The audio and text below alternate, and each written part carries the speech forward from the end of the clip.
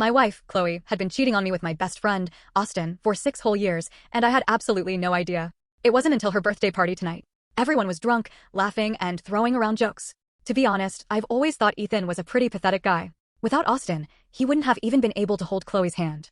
Through the cracked door of the VIP lounge, I heard Chloe's voice. If Austin hadn't gotten married first, do you really think I would have married that spineless loser? So, that was how she saw our 6-year marriage.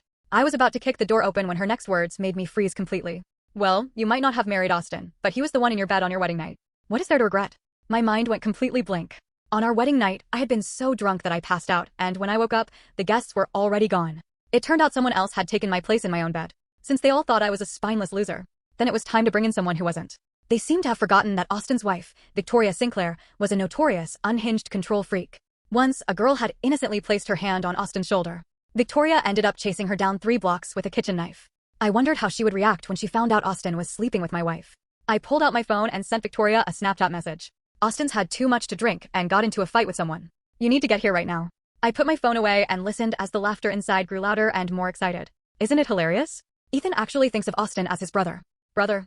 The group couldn't stop laughing. He doesn't even deserve the title. Austin only calls him bro to be polite. Did he really think he was on the same level as Austin? One is in heaven, the other is in the dirt. His greatest value is being Austin's loyal dog. Someone asked Austin, "Austin, am I right?" Austin just smiled and shook his head. Don't say that.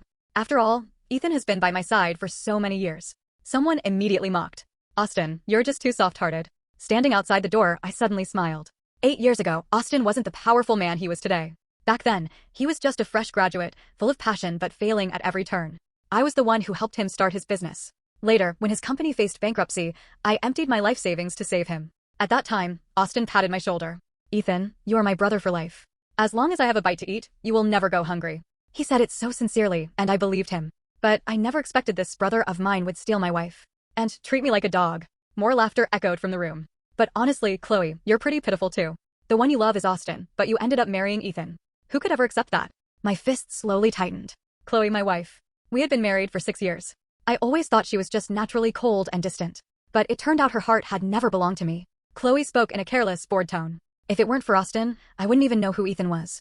The only reason I agreed to marry him was because he was Austin's friend. At that moment, it felt like a heavy fist had punched right through my chest. The marriage I had fought so hard to protect for 6 years. In her eyes, it was just a pathetic second choice. But have you ever loved Ethan, even just a little?